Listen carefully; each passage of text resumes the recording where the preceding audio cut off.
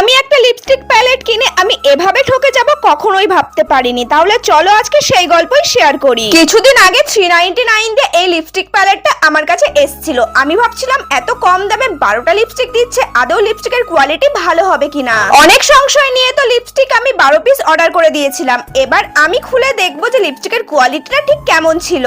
আসলে আমরা যারা বিজনেস করি কম দামে এতগুলো প্রোডাক্ট আসলে আমাদের মনে সংশয় অনেক বেড়ে যায়।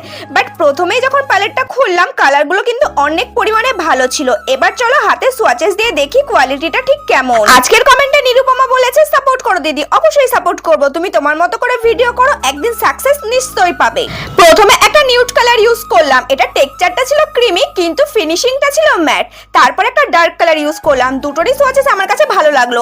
আশা করছি তোমরাও এই প্যালেটটা কিনে স্যাটিসফাই হবে। যাই হোক, ভিডিওটা যারা শেষ অবধি দেখলে অবশ্যই নিজের নাম কমেন্ট করে জানিও, আর যাওয়ার পথে রাধে রাধে বলো।